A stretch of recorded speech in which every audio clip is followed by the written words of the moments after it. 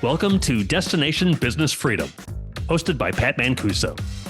Join us as we explore success strategies and hacks from leading entrepreneurs, helping you bridge the gap between financial success and personal freedom. Your journey starts here.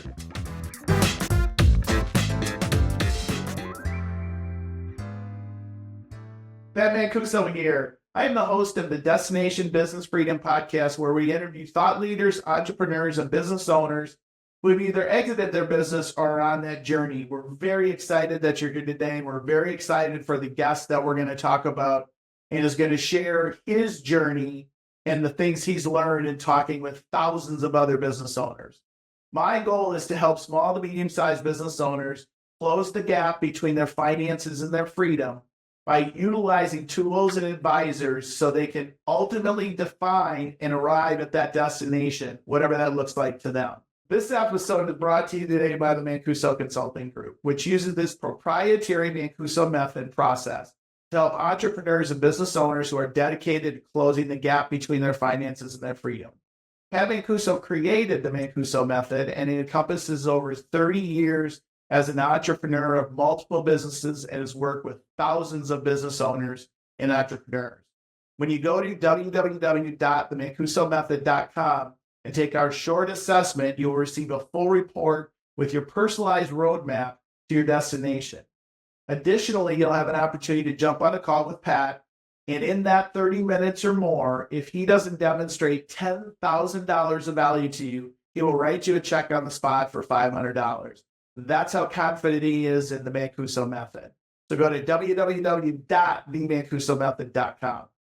So, ladies and gentlemen, I am very excited today to introduce a gentleman that I have an opportunity to meet. I feel like I've known him forever, but we've known each other for a couple of years now. And his story, his journey, and what and how he's impacted business owners today is just amazing. And that's why I'm excited to have him on the show.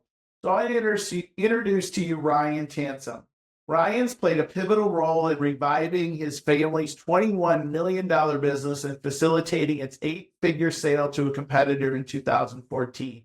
He must have been only 12 at the time. He leverages his experience to start multiple companies and create the Independence by Design framework, a business owner's guide to personal clarity, playing the game, and maximizing independence. Over 1,500 entrepreneurs and thought leaders have been through his workshops and walked away with a new mindset that changes how they make decisions. And I have been fortunate enough to be a part of one of those workshops. Whether your goal is to create a freedom of time, optimize cash flow, increase equity value, or prepare for a future exit, Independence by Design is the stepping stone towards achieving these objectives. Ryan has been involved in numerous transactions and is sought after speaker at industry conferences and CEO Masterminds, including Vistage Worldwide and the Entrepreneurs Organization. Ryan Tansom, welcome to the show. What's going on, Pat? Good job on that, eh? I love it. I know it's always like, you know what I always say when, because I've been on plenty of these where it's like when someone sings happy birthday to you and everybody's staring at you, it's like, let's just eat the cake. Yeah. You know what's funny is that, I'm using Rise 25, and I know you've had conversations with them as well. And I was going back over the weekend as we were getting prepared for the podcast, and they said, ask your guest for a 3 to 4 sentence bio. Now I know why they. Yeah, Ryan speaks and he has a podcast. And he's got a coaching company. We're gonna talk about it. Yeah, I love it. Well, first, Ryan, we're very excited to have you here today. And you've had an amazing journey, and you've impacted hundreds and thousands of business owners through your events and in podcasts. And so I want to start today. I want to start with the journey that you experienced as a business owner yourself. And, I know your journey, obviously, from our interaction, but maybe let's talk to the folks that are listening and watching and just talk about that journey, if you can, where it started and, how it gyrated to the point where you exited. Yeah, I think we'll kind of set a container for the conversation, Pat. I'll just give everybody a cliff note and you can pull on whatever thread you want. Because the last 10 years, the 3 companies I've had since we sold has all been in the spirit of trying to figure out what I would have done differently prior to my father and I selling our company. So, I mean, everything is tied into this big idea. And I know this is where you and I really aligned as far as like helping entrepreneurs. But when my journey started with my father started our family business in the early 90s, mortgaged our house, bought a bunch of copiers, had 0 employees. And this is where I became addicted to business, Pat, and it became my sport. Where at 9 o'clock at night, I'd be sitting home waiting for my dad. He'd come home from the business, and I get the play-by-play at 9 because he was working so long and so many late hours. And I watched him scale the company from 0 to 21 million. And I worked in and out of the business my whole life, from cold calling, selling copiers, drowning in the suit at 19 to you name the different jobs, from moving, just all the different stuff. Swore on my grave I'd never go work for him. And in 2009, when I graduated and the world was a dumpster fire, there was no. I had a bunch of job offers because I was willing to work for $1,000 a month as a salesperson. Well, I ended up getting sucked into the family business, Pat. And at that point, my father was distant from the company, so there was a GM running the business. And I join, and there's 2 choices as an owner's son in a family business: be the entitled prick everybody thinks you're going to be, or work twice as hard and earn a little bit of street cred. And with sales, at least you can't lie with the numbers. I mean, you've been in sales most of your life too, right? So like there was not any ambiguity. And so, but here's where the story turns, Pat, and I'll kind of just get to the point. Is what happened was I was blissfully selling, and I actually hit a couple of the biggest deals in the company's history in the first 6 months. And I was sitting in a bank in a CPA meeting December of 2009 with my father, and he'd been distant from the company, GM running the business, and we found out we lost $940,000 on 21 million in revenue that year. And yeah, we hit the Inc. 5000, Fast 50, and we're going to talk about what metrics and goals we should have as owner operators. But the next 6 years of my life, I mean, it was selling a couple of branches for cash. I ended up replacing 60% of the employees, built out the IT service offering, the software automation. We rebranded so we could be head to head with all the other business technology providers in the Twin Cities. New comp plans, new ERP systems. I mean, you name it, Pat. And the whole goal was don't miss the $240,000 payroll every 2 weeks. And so this whole deal was turning the business around. And then my dad and I couldn't get alignment as far as what we wanted to do with the business long term. So I was running the business at the age of 27. So a little bit older than 12, but not too far off. And the reality is we couldn't get alignment. And it's all about how to think about like the business like an owner, not just an operator. Sold the business, and in 2014 we sold for 8 figures. Had to go back to the office, pulled in our 90 employees, told them we sold, and only 33 out of the 90 got jobs, paid 53% in taxes. And I went, what the hell was that? So lasted 60 days, and I've spent a decade ever since trying to figure out how to help people like you and I work with, owner operators of companies. And I love your philosophy of just more time and more freedom. Make the whole thing worth it. And a lot of times we have the wrong goals. So let me ask you a question before we jump to your journey on the other 3 companies. So as somebody who was running the company, but ultimately you were, trying to sack in, if you may. I mean, Dad. Yeah, I was actually in the key executive Vistage group. Yeah. And I was the executive VP, president, GM, whatever you want to call it. But there was my dad, and then there was me with the executive team running the company. Yeah. So no issues there. With that as the backdrop, what do you, if you look back on it, would you say that was the biggest mistake you saw made? Now, I know your dad too, so this will be fun. What do you see was that the biggest mistake that was made? You sitting in that second chair, if you may. Well, let me answer it like this. And it's not a way of avoiding this question because there's a shitload of mistakes that we made. I mean, like, and I say we, like, because in a lot. What do you wish you would have done different? So I'm going to explain the big idea that I figured, kind of the aha in the 10-year journey I've been at, Pat, because I think that this, underneath this nests my father and I's story, the 3 companies I've had, the 1,500 owner operators that have been through it. So Corey and I were focused on top line revenue in K1. So it was about how do we scale top line revenue in K1? Well, guess what? We lost $940,000. Hit the Inc. 5000, but we lost money. And what happens is, so like even if we were focusing on our K1, Pat, it's like we weren't focusing on what is the target cash flow equity valuation of this asset. Everything is revenue, K1, what's in the checking account. And I mean, I was on a call. I mean, it's thousands of people are in the same boat. So what happens, the reason I bring this up is we have to shift our mindset away from top line revenue, K1, owner operator mindset to what is the valuation of this business? Think like an owner. Like what is the target equity valuation where we've got the normalized EBITDA? There's two numbers, really three KPIs, but two numbers. Target value, or sorry, the equity valuation is based on normalized EBITDA, which is a proxy for annual cash flow, times a multiple, which is the number of years someone's willing to give you for your number of years of cash flow someone's willing to give you based on the risk of that cash flow. We were just, most people are just flying blind. When you have the wrong goal, every decision ripples in the wrong direction. So it's like if you and I talk about this point B, and I love your Destination Freedom podcast, where it's like if we have the wrong goal, like most entrepreneurs have a goal, but if we have the wrong goal, every KPI is wrong. And here, I'm going to go back to answering your question. Therefore, how in the hell are Corey and I supposed to talk about the right things if it's the wrong goal, right? So like there was miscommunication on his perspective.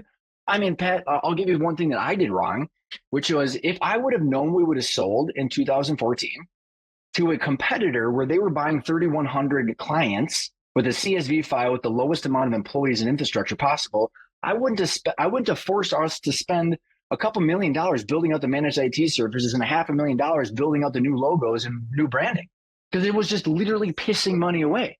Yeah. If I would have known what that goal was. So I think the succinct answer to your question is our problem, and a lot of people's problem that I have figured out over the last 10 years, is that owner operators of companies are focusing on the wrong goal. And if we understand that this is where the personal clarity and then playing the game, what game are we playing? Right. Are you solving for annual K1 in income, or are you solving for target equity valuation? And what's the trade-off between more income today and more wealth tomorrow? And people don't have a clear trade-off mechanism for that decision. Well, it's interesting, and you triggered a few things here, but Roland Frazier, who I know you know who Roland is, and we had a conversation recently on a podcast, and we were talking about the exits, and that's the world that he lives in. And so you said something, and that just triggered me thinking about this. We talk about owner, and yet if there was an investor, they would be definitely thinking about that target equity value, correct? Well, yeah, and that's where it's taken me 10 years to figure out my ideal audience. Yeah. And it is not people trying to raise money for the next app, or they're like, because like when you're in VC, your goal is burn cash until a strategic buyer buys you. Right. So like people over the years, when I'm saying target cash flow valuation, what's sustainable cash flow, they're like, I've never made any money. And so then that's the startup. And then there's the other side where if you have institutional or professional investment from an investor, they give you money for more money back. Yeah. And so like they inject, to your point, Pat, they inject the internal rate of return. I need to make my money back in a period of time from the onset of them giving the money. What happens is in this huge world of owner operators where there's 6 million privately held companies in the US, Corey, you and I both know Corey. He's a hell of a copier salesperson. Right. He didn't go to, he barely went to college for a couple months. I got a D in accounting and I was a copier sales rep. And like now I teach weighted average cost of capital to people. It's hilarious. But like we didn't go to school for financial engineering evaluations. It was like sell more copiers, get more margin, make our employees happy. Yeah. That was like but then we didn't have this other mindset. What's interesting is a lot of very successful entrepreneurs don't go to school, and yet in the people who do go to school sometimes aren't, very good business owners as well. But my point is there's a lot of knowledge that a lot of these business owners are missing. And that's kind of what the world that you're in is, that education of those business owners to understand the things that are important to them. Important. Right, Pat. And like, if you think about my workshop that I was going through last year, and I'm off going and I've kind of doing the 3.0 of my material. I'm really excited for the book and the framework that I'm putting together. And it's ownership thinking, Pat. And it's taken me 10 years to figure this out, where like, I am convinced, Pat, that if you think about the owner operators and entrepreneurs that you work with, and same thing with myself, is that everybody that I meet generally really, really understands how to run the business. Sure, they might need EOS, which is you need your L10s in your org chart and your KPIs and more margin and more pricing and better marketing. But like people have a general understanding of what they need, or they need, they got work to do. But so that when I say owner operator, it's like people are good at operating, but like it's like what does it mean to be an owner? Well, you have an asset, and as an owner hat, you have a couple decisions to make. What is the difference? And the trade-off between it, like if I got $1 million in income and cash flow this year, am I going to pay 300 grand in taxes? You and I both know, hopefully they should mitigate that. But let's say we pay 300 grand in taxes, we got 700 grand left over. Okay, well, if you need $200,000 for distributions for your lifestyle on top of your 150K, so now you got 350 as your take home, you literally only have $500,000 left to reinvest in the company. Right. Where are you going to put it? Like they don't have this. So like as an owner, it's like, if you don't have an investment that is clearly going to get you a return, back to your point about professional investors, right, take the freaking money home. Don't just piss it away on some random marketing strategy or ERP system unless it's going to get a return on a value. Or they'll go buy equipment at the end of the year because the accountant tells them they need to because they need a write-off, and then 3 or 4 months later they don't have any cash to pay for operations. Let's pull that thread. You could get me going because I love this stuff so much. So I had a client. So one of the business, I've had 3 businesses over the last 10 years. One was in personal finance in 2015 and 2016. So I got in the Series 65 and all that stuff. Then I had a consulting firm doing valuations and due diligence libraries and building a leadership team exercises for value growth strategies. Then in the last one for 5 years was education and CFO services and financial dashboard business. So I've been in the world of finance for a long time. And it's this ownership thinking, go back to your point, is okay. So the tax and the tail wags the dog. We're like, I had this client in one of our CFO business or in one of our CFO clients. I think they were like $40-50 million construction company. We got a big tax bill. They bought a building for $1.5 million. They put $4 million in. They're like, yes, mitigated our taxes. Well, they ran out of payroll money in May of the next year because they didn't have that cash flow statement with that trade-off. As an owner, it should be like, what working capital do we need for our growth? Right. Then how do we manage our taxes and distributions? That's ownership thinking, not I need another dump truck.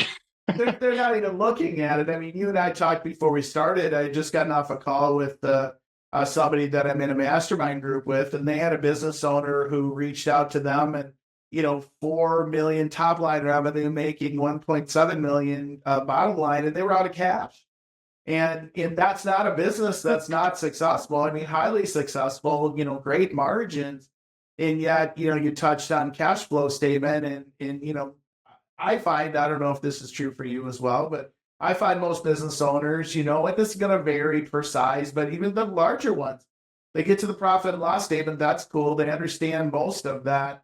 But then balance sheets and then cash flow statements, they're kind of like, because they're so stuck in operating the business every day. That's where there's that it's intimidating. They've never went to finance, and the people that are in the finance function, CPA, CFO, banker, accountant, name it, don't know how to speak operations. Because at the end of the day, like I was talking, like I have a decision.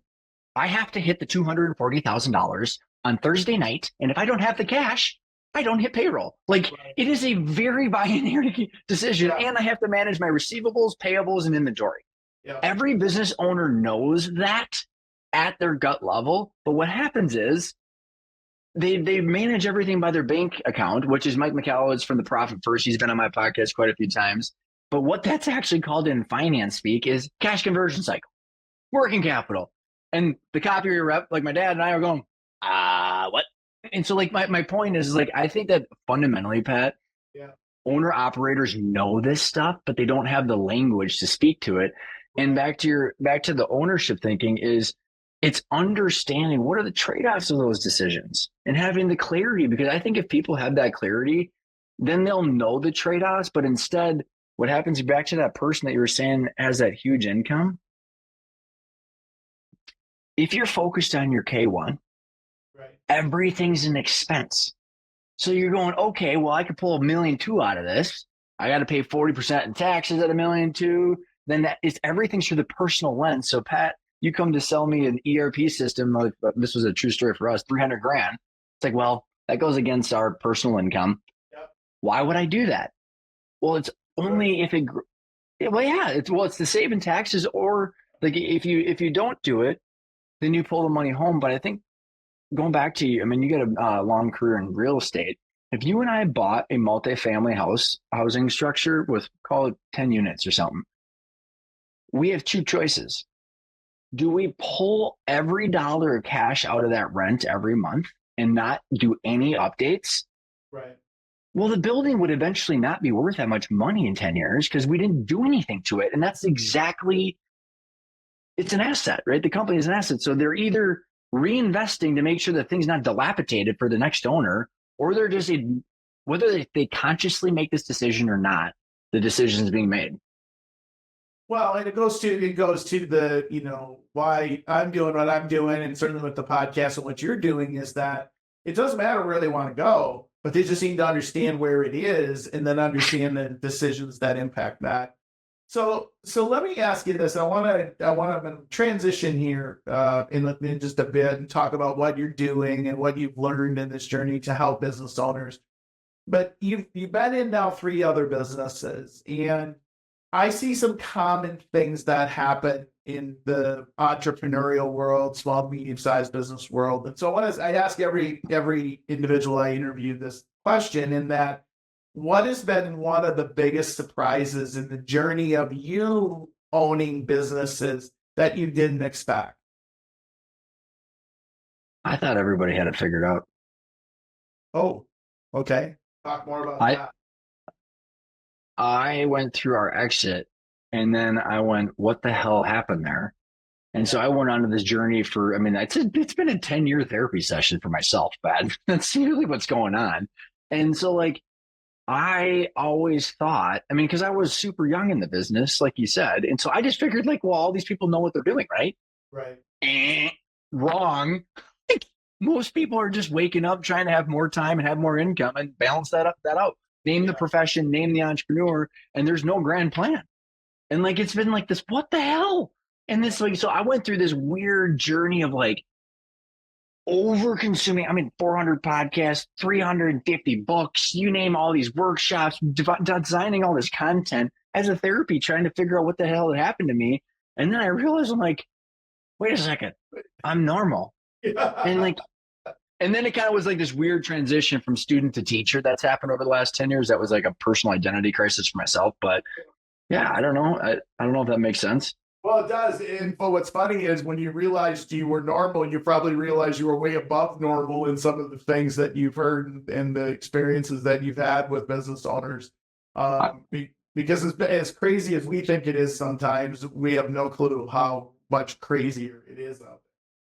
Well, and I think what I absolutely love about what I do now is like, it's so freaking lonely being an owner operator. Like, because here's the deal. You're like, okay, I make this decision and it ripples into my personal finances. I have to like do personal guarantees over here to plug the whole hole over here for payroll. And then like every advisor makes money off of me. And then my employees, if I like say, hey, by the way, I might not want to do this anymore, they freak out. Like everyone relies on you, owner operator, staying there. And so like what I love about now is that like it took me years to figure out like what is normal, because like I now had so much exposure to thousands of companies that I can walk in. It's like, I mean, go back to real estate. The only way you know value is if you've looked at comps of 1,000 houses. And it's like, well, I can walk into a company now and be like, all your fault. And they just look at the owner. Or it's like, oh, here's the one thing that's going on in the financials. Because like, it's just like, there's just this constant exposure to see what is the median and average situation. And then what, honestly, but back to the therapy point, then I'm like, hey, I'm normal. Hey, it's okay, Ryan. Yeah, no, it's what's you said lonely, and some of the things that we're doing, and I called a client of ours who's got a significant law firm in another part of the country, and I said, hey, Bob, his name was not Bob, but I said, hey, Bob, I've got an opportunity to help add about $150,000 to $200,000 to your bottom line. Is it something that you're interested in? And he texts me back and he goes, are you serious? Ha ha. And I go, yeah. And now we have a call with them on Wednesday. And my point to that is that's what should be happening from advisors with the right advisors, like bringing their clients these ideas so it's not lonely. And so they can, get to that place they want to get to. I want to probe a little bit, and you could tell me if this is off limits or not. But one of the things that I do find also that's very common is in the entrepreneurial journey is people getting into business with maybe not the wrong people is not the appropriate, but maybe getting into business wrongly with other people. In other words, they have no process to do it. They come together over a campfire and a cocktail, and then they discover down the road that it's not the right individual. It doesn't make them bad individuals, just not the right individuals. And I know you've had some of that journey because I've had multiple partners, and it's gone varying degrees. and so, what I find in almost every podcast I've done, both in our Destination Business Freedom and our Success Ascent prior to this, is that was very common. And we're in the people business. So I want to ask you, why do you think that happened? I know why, but I want to get your perspective. Why does that happen? Why do people come together without kind of slowing down sometimes in looking at a process or even having a conversation with somebody independently around it? So, been through 3 different scenarios. So, by the way, it's 3 of my own companies where I've gone through this varying partnership situations. My father had a business partner as well that we had to buy out while we were selling the company, and he was getting a divorce from my mom. So there just, multiple complications. But I think going back to your question, I've thought a lot about this and about what have I done wrong? What could I have done differently? You and I talked about that. And there's a couple concepts. Let me try and keep me on track here, but I'll answer your question about why, but then I'll give the context about why I think that is and how, what I've been thinking about. But the why I think it is because when I've sat down, I'll just use my personal experience because I've gone through this with hundreds of other people too. But the why for me is I see an opportunity in the marketplace. I have a vision. I want to help people go through this. I want to help people solve the problem that I went through 10 years ago. So let's say it was you. And we're sitting down having a cocktail at the bonfire. I'm like, Pat, this is the problem. Oh my gosh. And here's what I'm trying to do. And I get all passionate on a lot of visionaries. And then it's the 1 + 1 = 4. That's what people, that's where the dopamine comes in. And then it's well, together we can be better. It starts in such a good spirited place. Every one of mine has started in that spot. So then you go off to the races. And if you don't do a couple things that we'll talk about, which there's things that you help people with, and there's things that my coaching and education helps people with, and they're both wonderful to work together. But and we'll explain why is that I didn't sit down and say, okay, there are 2 hats, and this is one of my fundamental concepts I teach in my materials that we have 2 hats: business owners, business leaders as operators. So Pat, if you and I are getting into quote unquote bed together, where are we going to be fitting on the job? So what do you do every day and what do I do every day? Just because you're an owner of an asset doesn't mean you get a job. So I have Apple stock. I don't work at the Genius Bar, do you? No. Yeah, exactly. And that's what in private equity, they go buy companies and have other people do the work. So we have an owner hat on, which is where my coaching and education lies. Then there's this operator hat. So if you go partner in with someone, it's what are we all going to be doing? Yeah. What are we going to be doing now? And as the company grows, how am I going to go from the Swiss Army knife to then the salesperson to then the CEO to then what? Some of the problems that I've had is I didn't want the job that was the company needed. And I was I don't want to do this. So now what? Well, we're also an owner and it's all commingled. So it's I think it's the job perspective, Pat. And then on the ownership side, if you and I partnered up together, so let's say you and I agreed upon the jobs that we both wanted now and over time. All right, we're both on the same page for the labor and the pay for W-2. Right. Well, what if our goals as owners were different for the asset? If I want to create a $10 million company in 36 months and I'm willing to plow every dollar back into it and put more money back into it, and you're dude, I want $100,000 a month or $100,000 a year in distributions. Yeah. So now we're back to this mismatch of I want to grow fast and reinvest, and you want to have a cash cow. So there's all these concepts that people, and it never goes past the having a beer, going, Pat, should we conquer the world? Yeah, let's do it, man. And then they don't know the personality types, which I think you can speak to. Yeah. Well, and yeah, you've hit it right on the head, and it's the journey, right? And so one of the things that we do when we go into organizations, we'll do an organizational assessment, and we'll, get the CEO or co-CEOs or co-investors, owners, whatever it is, but we'll get those folks in a room and we'll do this. It's a very simple activity, but it's a very powerful one. We'll ask them to identify what they do all day, and they'll do that. And what do they do the majority of the time? And they'll do that. And then circle what you really enjoy doing, and what they do all the time isn't what they really enjoy doing. And it might have been in the beginning of the organization, but as it grows, they don't ever do that checkup. They don't ever slow down enough. And then what do you do about that on the operating agreement, on the buyouts, and then on the pay? Like there has to be a constant at that time. And you've experienced that. I know you have it. And I've experienced it as well on an exit of a company that we scaled from 11 individuals to 800 in 4 years and $1 billion in sales volume. As much as we tried to do that, we had multiple partners. The fact is that if you don't do it up front, it's a mess down the road. And even when you do it up front, it still is kind of a mess down the road, because you never expect some of those things to happen. You don't sign a prenup when you're about to get a divorce. In fact, that's probably a whole series of probably a whole series of podcasts. When you and I should like, I think you and I have a lot of different takes on this one topic, which is one of the most complicated ones. And just as to another point to that is I'm bringing on this individual coaching client, 2 partners, different timelines, different needs for the roles. They have different distribution needs. They have different equity valuation needs. They have different timelines for the value, like all these different things. But this is the important part, Pat, is like, I said to both of them, I'm like, here's the deal.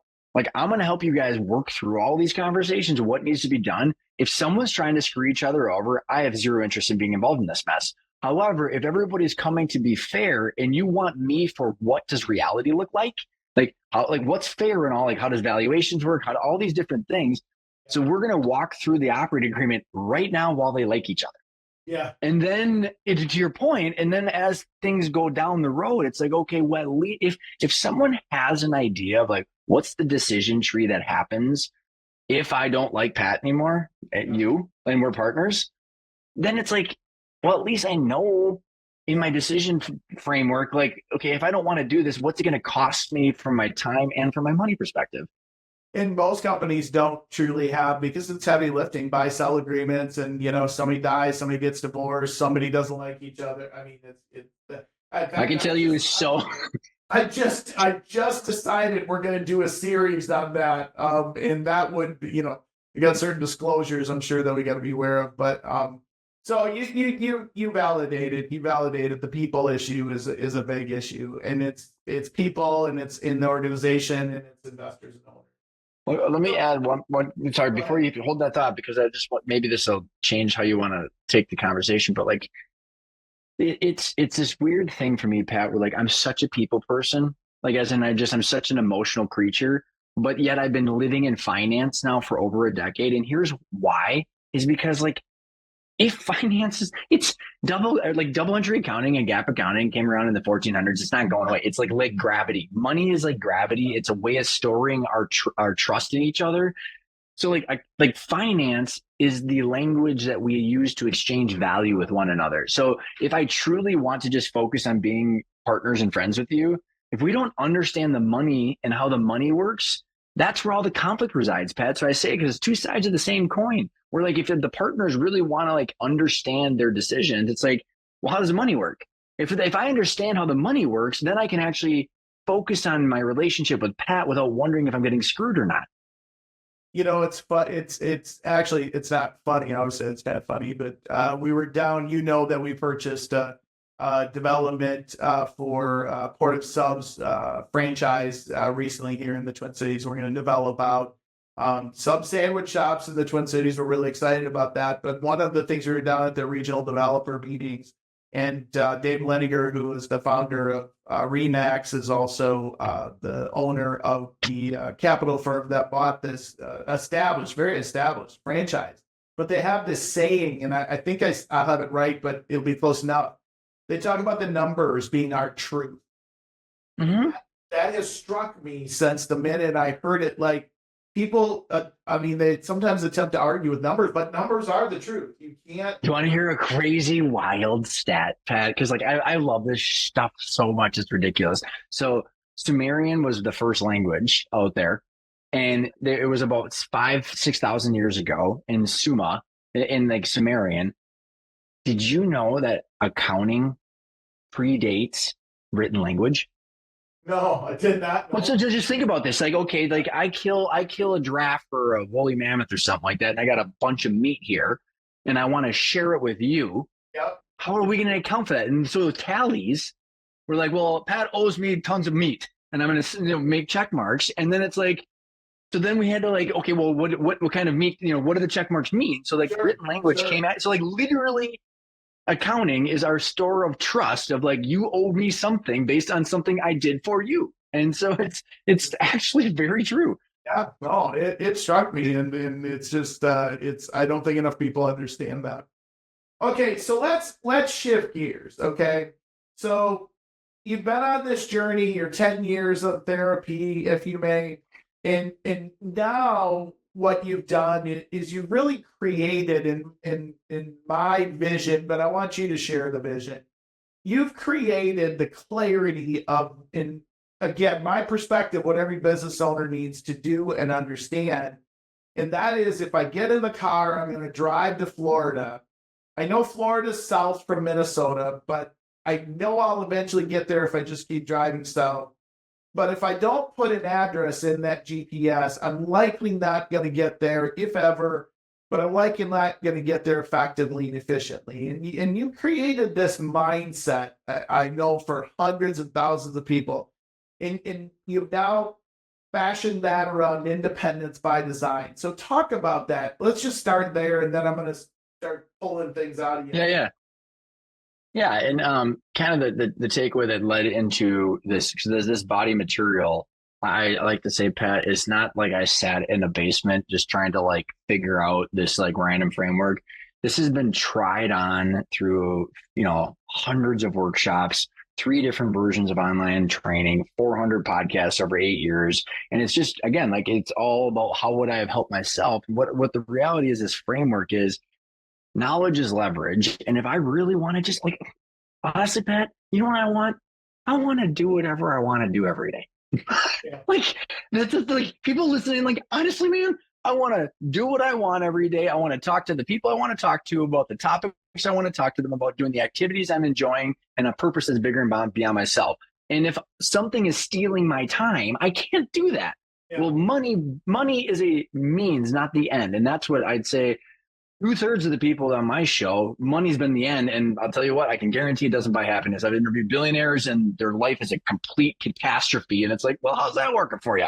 So I want to do what I want to do every day, but I need money. And what do we do as business? And money is the means of this. So a business creates the cash flow so we can have the freedom of time and the wealth to make sure that we always have that cash flow. And so I say all this because the business, the independence by design, is like, what the hell do you want, Pat? Right. Like, we got to figure that out, because like, you don't get in the car, just spin the Google Maps. You have to plug in a destination.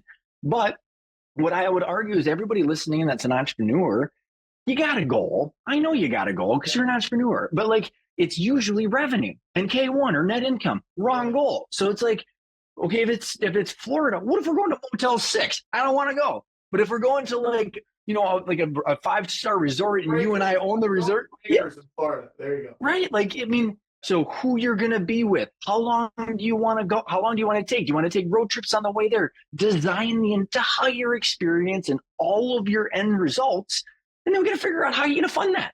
So like, then therefore the company should be, the independence by design is, the company should be designed for you to play your game. And this is where the first step in the independence by design is personal clarity. What do you want out of all that stuff, Pat? There is literally no right or wrong answer. It's just you being intentional with what you want. Then the second part, and so part of that is that time and money. And so part of the first step of personal clarity is understanding business valuations and understand, okay, like it's this knowledge, the understanding the game. So it's step number 1. Step number 2 is picking your game. So like, what do you want? Do you want to go to Disney? Do you want to go to the Motel 6? Are you going to go camping? Like, so when I say this is the second stage of picking your game, so many entrepreneurs, I've been in Vistage. I did 50 Vistage workshops in the last 18 months. So it's revenue. Are going to scale up to sell to a third party. Or are you? Is that what's right for you? I literally got off a call with a guy last week. He's like, I'm going to scale to scale. It's like, okay, I mean, what does that even mean? Yeah. It's like, what if scaling reduces all of your time and have no cash? What do you mean? First, Matt, you asked me that question. I told you a number. $100 million. Let's do it. Like, yeah. And there's no judgment on the goal. Right. It's about someone clarifying, saying, okay, because like in stage 2 or step 2 for us is picking your game. As long as you're focused on a cash flow valuation with your independence of time and understanding that trade-off between time and money every day, you want to grow and then transition through an ESOP, maybe private equity, maybe a family transition, maybe an internal buyout. It's like, it doesn't matter. But don't look at the entrepreneur next to you in Vistage and be like, well, they're doing this. It's like, your neighbor has a truck. What if you don't want a truck? And so then the third stage and step is it's playing the game, which is just ownership, monitoring of the financials and the trade-offs of ownership and how your operations are getting you to your goals. So Pat, you and I have talked, you got a lot of good stuff going on, and I'm constantly trying to be that, person on your shoulder saying, if you do this one other thing, is it going to create the time and the money that you want, or is it just another thing? Like, and there's no wrong answer. It's just, is it getting you what you want? Well, it's kind of like the advisor on one hand saying you should go buy equipment at the end of the year, yet the advisor has no clue what your cash flow is for the next 6 months. So they're advising you without actually understanding how and why they're advising you. So it makes perfect sense. And Pat, sorry, go ahead. No, go ahead. Just one because you've mentioned the advisors a couple of times, and I know you're helping people with all this stuff. Is like, you asked about my dad and I and our conflict. I've had partners in conflict. And then there's all these conflicts of the operations versus ownership. And like the advisors too, is if the owner operator is clear on what they want, the cash valuation and what they need, everyone can help them. Yeah. So then it'll be obvious which advisor should or shouldn't help you, because like their advice actually has context and makes sense now, instead of you just wondering if it's being made up. It's kind of like a recipe, right? Like, if I know what the end product is and I know what the recipe is, then I know what to put in the recipe. And without the end product, I don't have a recipe, and therefore I'm just shooting blind. And it happens all the time. And that's why somebody, who's making $1.7 million has no cash. That's crazy. It's just absolutely crazy. So let me ask you this. Who are some of your mentors? And I always define, because I heard this defined and I really love the way it was defined. A mentor isn't somebody maybe that you've met personally or that you talked with personally. A book could be a mentor. A book written 50, 100 years ago could be a mentor. And I was listening to Alex Hormozy over the weekend in his podcast, and he was talking about reading biographies from people 100, 150 years ago that were successful, and what he took away from those. And so, who are your mentors? I have determined, and actually I think that comes from Napoleon Hill's book. I can't remember what the name of the book was, but where he talks about your mastermind, and it could be people that are dead or not dead. And it's like, what I have done, Pat, over the years is I have gone and sought out people in certain areas where I trust the judgment of how they make decisions in that area. And I think a lot of people are struggling with that these days, whereas is in like Andrew Huberman and Peter Attia for health. Like, I don't need to get relationship advice from them, right? So like, I'm going to give them a huge handicap on whatever the hell they're doing with their life on relationships. But like, for health, physical and mental health.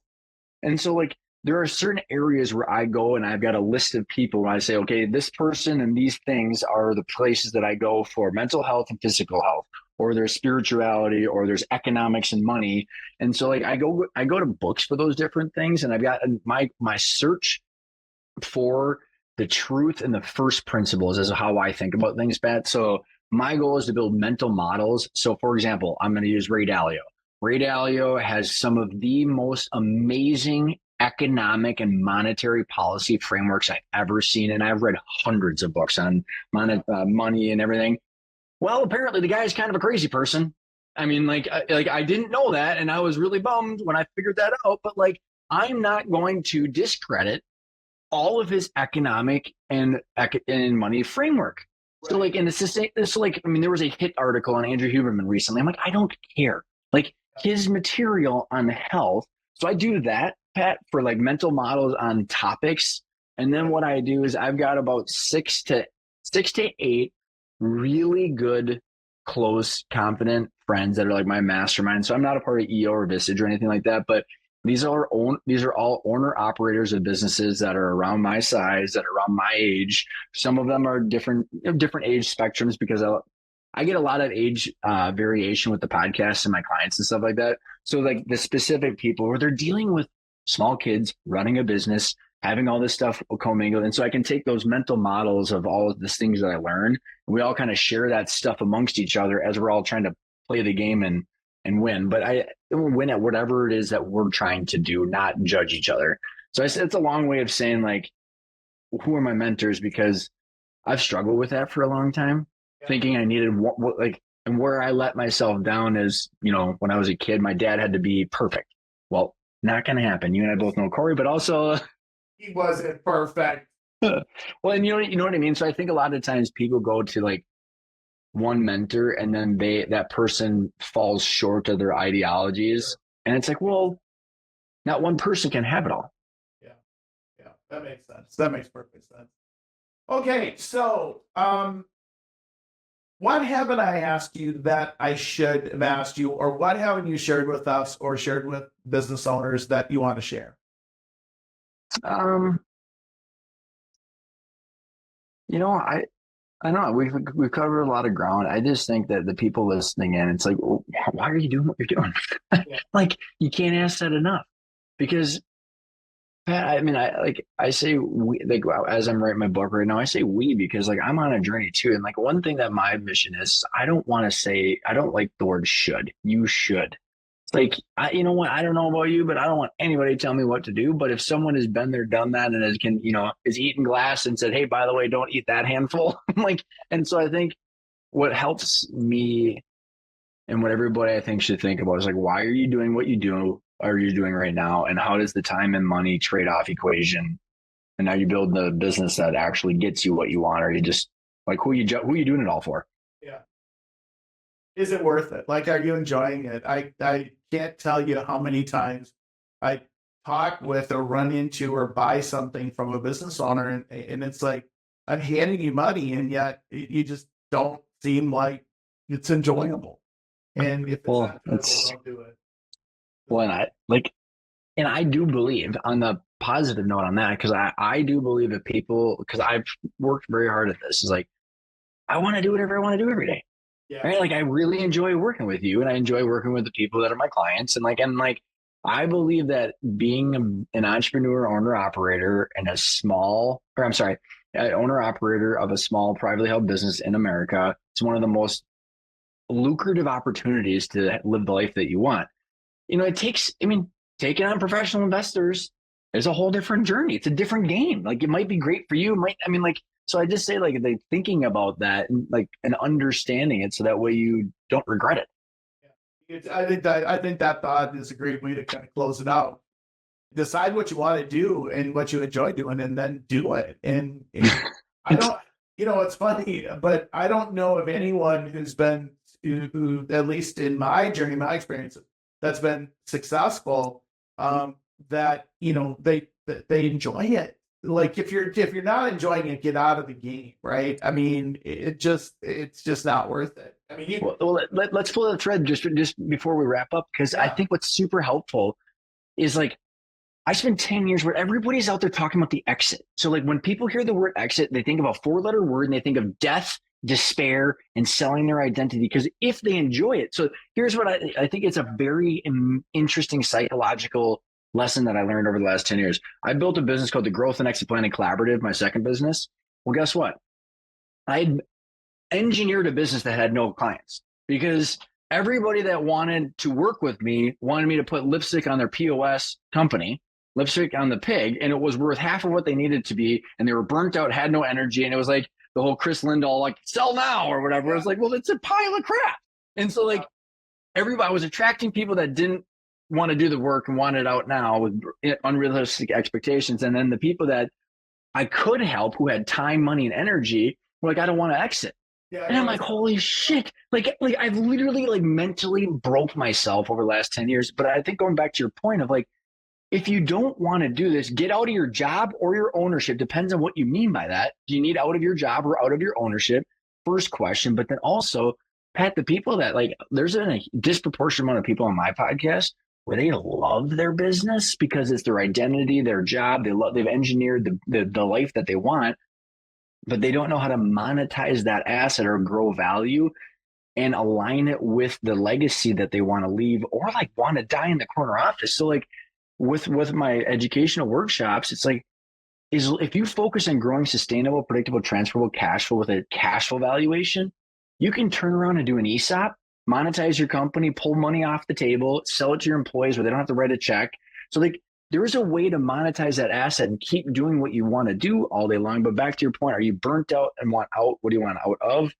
Or if you love doing what you're doing, don't ignore value creation just because you love doing what you're doing. Still build a valuable company that gives you choices, but no matter what, it should be build value. Absolutely. Absolutely. Well, Ryan, you have, as always, shared so much, and you got me thinking now, as you always do, about a different way to look at things. And so, if somebody wanted to reach out to you, I know you've got workshops that you're now launching, and you've got your coaching, and you've got a number of things that you can help people with. Where would be the best place? How would they get in touch with you? I would say the 3 places right now is go to my LinkedIn, my X account, and I've got those links over to you, I think. And then my personal YouTube channel. My website is launching within the next month or two. And the new podcast will be out on all the channels and then on my personal YouTube channel. So everything's kind of in process right now, but I'll be announcing all that stuff on LinkedIn and X and stuff like that when it comes out. And I think we've got a lot of fun stuff in store working together too. Absolutely. Well, Ryan, thanks again so much. We appreciate everything you contributed today. If you are a listener, subscriber, we so appreciate you tuning in each week. And if not, please go to your favorite podcast source and subscribe, sign up, follow, like, whatever it is you do to help us share the message. We appreciate it. Thanks so much, everybody. Have an amazing week. And until the next time we talk, take care. Thank you for joining Destination Business Freedom with Pat Mancuso. May the insights and strategies shared guide you towards financial prosperity and personal freedom.